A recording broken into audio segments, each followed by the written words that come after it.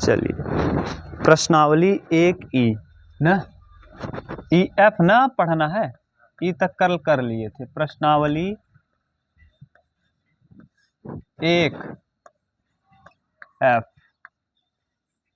1F में जो पहले थियरी है उसका नाम है प्रतिसम्मित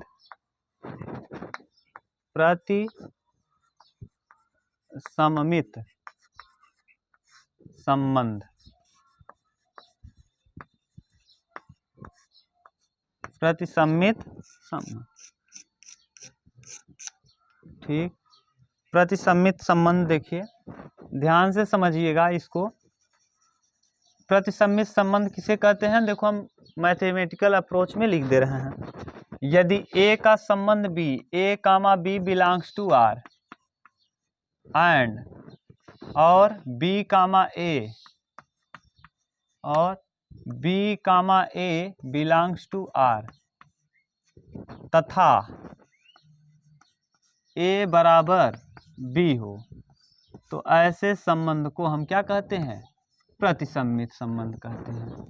अगर आप दिमाग लगाओ तो एक चीज़ यहाँ हम कह सकते हैं कि यही संबंध हम लोगों ने स्वतुल्यता में पढ़ा था। क्या स्वतुल्य, एक, हाँ यही है। देखो लेकिन एक अंतर है, स्वतुल्य और इसमें अंतर क्या है। जैसे हम कह दें, देखो ध्यान सुनो, जैसे हम कहें एक मान लो एक श्रेणी है, A बराबर दिया है, A बराबर, ध्यान से समझ लो उमेश, 1 दिया है, 2 दिया है, 3 दिया है, ठीक। अगर हम इसको बनाए, ऐसे बना लें एग्जाम्पल की तरह, 1 2 2 3 3, ये प्रतिसम्मित है। A और B आपस में क्या है, और A बिलोंग कर रहा है, A कामा B बिलोंग कर रहा है R में, रिलेशन में, इसे रिलेशन ही कहते हो। यानी रिलेशन आप जानते हो, पढ़ा दिए हैं, क्रम गुणित का जो भी है। तो 1 कामा 1, देखो A कामा B, इसी को B कामा A भी कह सकते हो, B कामा A भी। 2 कामा 2, इसी को आप 2 कामा 2 को A कामा B कह लो, चाहे B कामा A कह लो। 3 कामा 3 इसमें मौजूद है, ये है। तो ये क्या है, यह 2 है, 2 चीज़ें हैं, यह स्वतुल्य भी है और क्या है, प्रतिसम्मित भी है। प्रतिसम्मित। अब एक चीज़ देखो, हम जो बोल रहे हैं ना उसको समझना, हो सकता है एग्जाम में दे, अभी तक दिया नहीं है।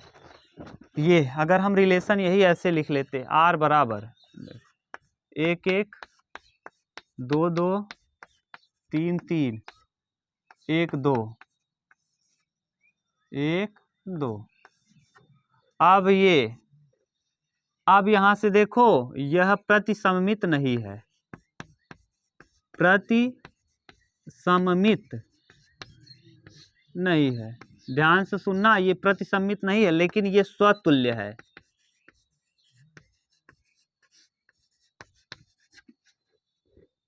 एक एक है, 2 2 है, 3 3 है।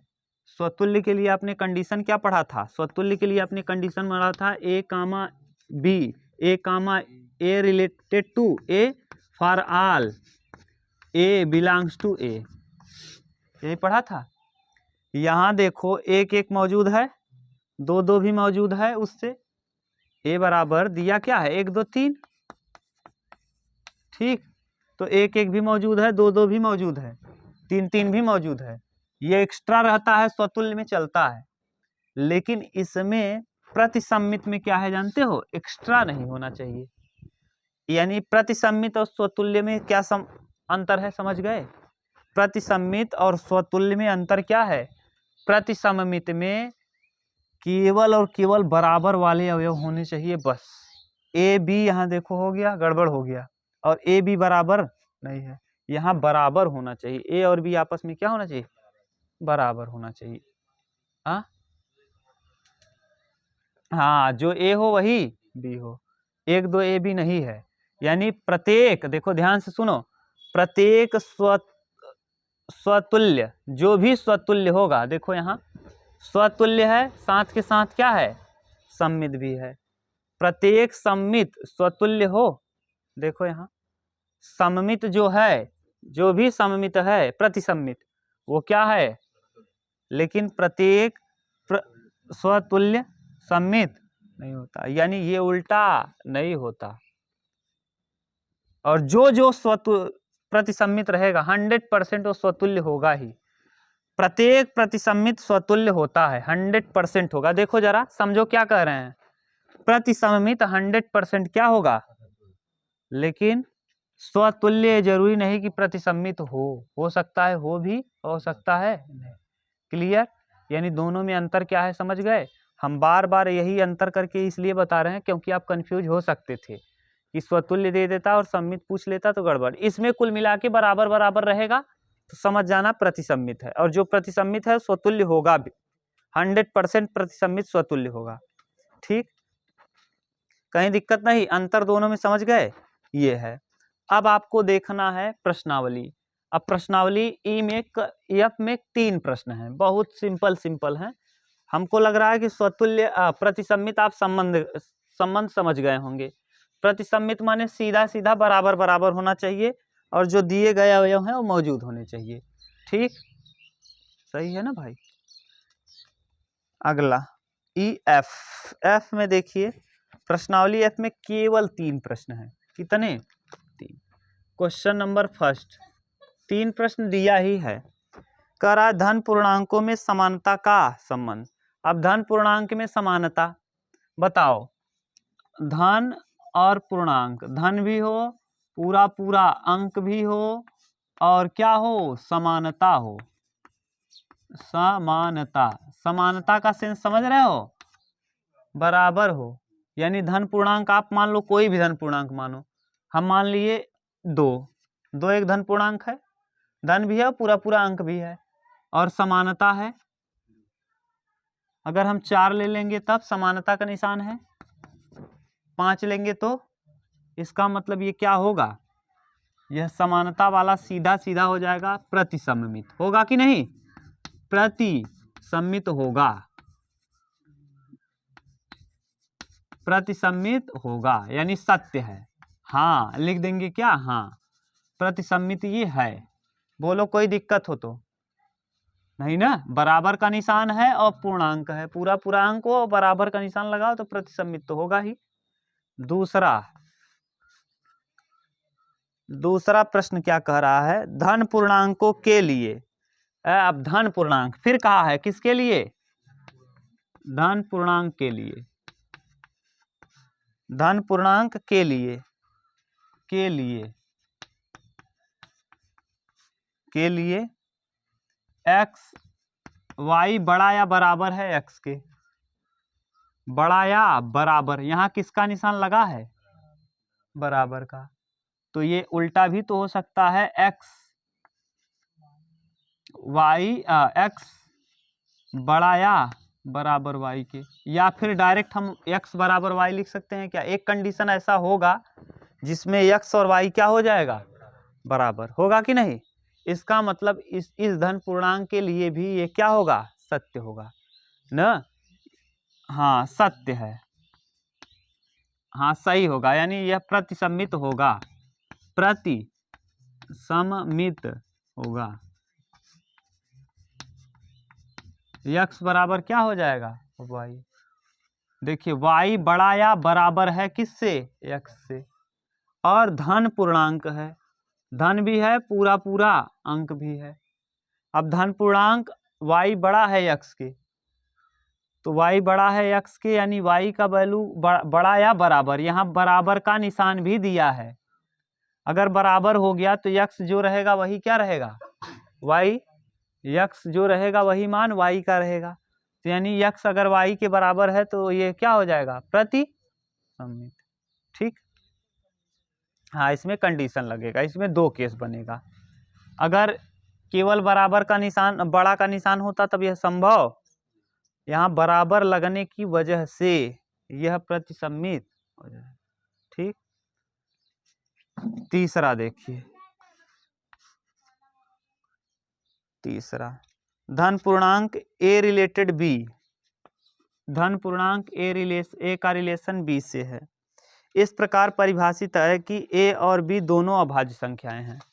ए भी अभाज्य है और बी भी अभाज्य है, यह हो जाएगा क्या, प्रतिसम्मित नहीं है, प्रतिसम्मित नहीं है। क्यों नहीं है, कहा है कि ए और बी दोनों अभाज्य, ए और बी दोनों क्या हैं, अभाज्य, अभाज्य हैं भैया, तो ये कभी बराबर ही नहीं होंगी। देखो जैसे हम ए की जगह 2 मान लें तो बी 3 होगा, क्या ए और बी दोनों बराबर होंगी?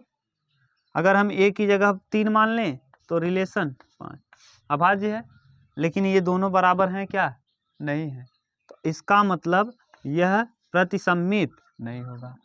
अभाज्य दिया है, अभाज्य संख्याएं कभी भी आपस में बराबर हो ही नहीं सकती, अभाज्य संख्याएं कभी भी आपस में बराबर नहीं हो सकती। अब जब बराबर नहीं होंगी तब क्या हो जाएगा करनी, यहाँ क्यों सफल हो गया, क्योंकि यहाँ बराबर दिया था, बराबर होने की वजह से आपने कह दिया कि यह प्रतिसम्मित है। और अभाज्य संख्याएं कभी भी, 2 अभाज्य संख्या जीवन में बराबर नहीं हो सकती, इसलिए क्या हो जाएगा, प्रतिसम्मित नहीं है। बोलो सही है। ये था प्रश्नावली आपका कौन सा, एक एफ। एक एफ में ज़्यादा लंबा नहीं था, एक एफ एकदम छोटा सा था। इसमें उदाहरण भी अगर आप कहो तो हम बोल दें, उदाहरण भी 1-2 दिया है कि धन पूर्णांकों में संबंध x विभाजित करता है y को प्रतिसम्मित है, क्योंकि x विभाजित करता है y को और y विभाजित करता है x को। यह तभी सत्य है जब x बराबर y हो ना। हाँ, कह रहा है x y को विभाजित करता है, y x को विभाजित करता है, तो इसका मतलब यह प्रतिसम्मित होगा। क्यों होगा, अगर भैया x y को काट रहा है y x को, जैसे देखो 6 को 3 काटता है लेकिन 3 को 6 नहीं काटता। अगर हम कह रहे हैं कि x y को काट रहा है और y x को काट रहा है, यानी दोनों के दोनों आपस में क्या होंगे, 4 को 2 काटता है लेकिन 2 को 4 नहीं काटता। यह तभी संभव है जब दोनों, और अगर बराबर हो गया प्रतिसम्मित। जैसे यहाँ कंफ्यूज आप हो रहे हो, क्यों ये हुआ प्रतिसम्मित, बराबर की वजह से, बराबर न लगा होता तब प्रतिसम्मित नहीं होता। समझ गए भैया। हाँ, आगे इसमें और देख लो,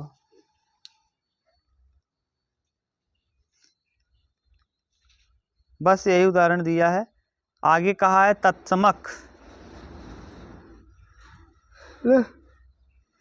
अब तत्समक और तुल्यता, तुल्यता संबंध किसे कहते थे, याद है, तुल्यता संबंध, हाँ, ऐसा संबंध जो क्या क्या हो, स्वतुल्य, सममित और संक्रामक तीनों हो, उसे हम क्या कहते हैं, तुल्यता संबंध कहते हैं।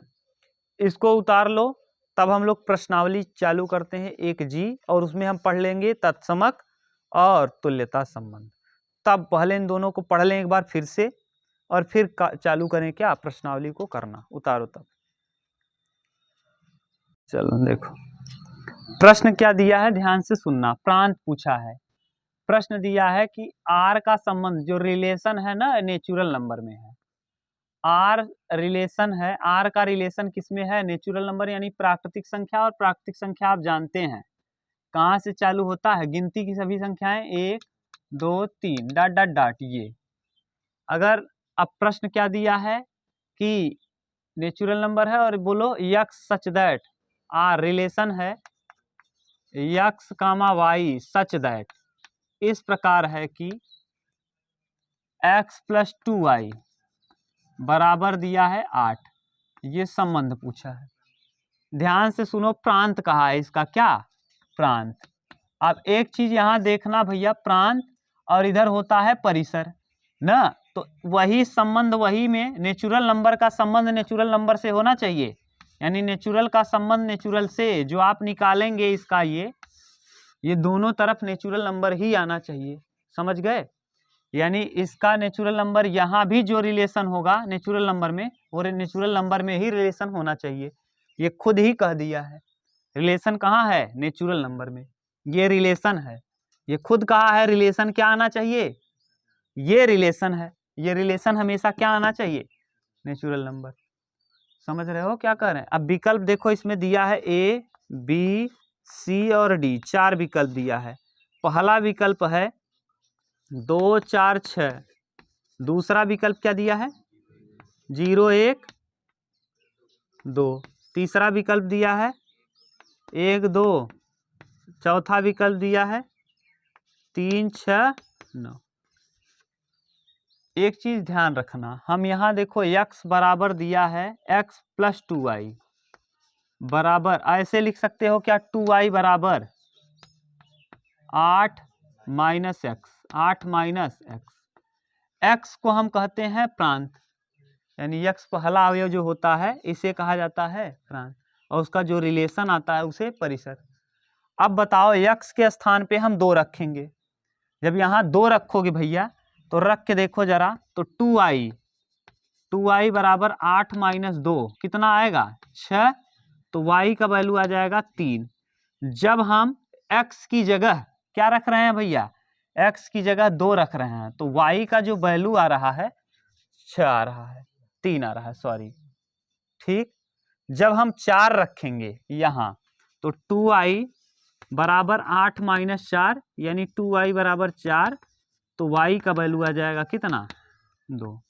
जब हम 4 रख रहे हैं तो यहाँ कितना आ रहा है, अगर हम 6 रखेंगे तो देखो 6 घटाएंगे 8 में 6 जाएगा 2, और 2 में 2 का भाग देंगे 1। ये संभव है, अभी हम संभव है, क्यों, क्योंकि ये देखो नेचुरल नंबर और आने वाला भी। जरा इसको देखो 0 रखो x की जगह, जब हम इसको रखेंगे 0 तो यहाँ देखिए 4 आ जाएगा 0, यानी 8 माइनस 0 8, 8 में 2 का भाग देंगे 4, यानी 0 के लिए सही 1 रखो। जब 8 में से 1 घटाएंगे 7, और 7 में जब 2 का भाग दोगे तो 3.5, और 3.5 नेचुरल नंबर। इसका मतलब ये विकल्प सही है। यहाँ फिर 1 चेक नहीं करना, क्योंकि 1 रखने पे क्या आ रहा है 3.5, और 3.5 नेचुरल नंबर। 3 रखेंगे तो जब 8 में से 3 घटाएंगे 5, और 5 में 2 का भाग देंगे 2.5, 2.5 भी नेचुरल नंबर। इसका मतलब केवल, बोलो आप समझ गए, ये है सेंस। दिमाग लगाना है, खूब अच्छे से समझना है, तब आराम से कर पाओगे। हम जितना कॉन्सेप्ट पढ़ा रहे हैं कॉन्सेप्ट पढ़ लो बस, कुछ दम नहीं, लेकिन ये आपका क्लियर होना चाहिए कि जो रिलेशन है वो नेचुरल नंबर में है। अगर यही रिलेशन दे देता पूर्णांक, अगर ये दे देता कि p/q क्या कहते हो, हाँ, परिमेय संख्या, तो परिमेय संख्या के लिए ये क्या हो जाता, चारों ही विकल्प सत्य होते।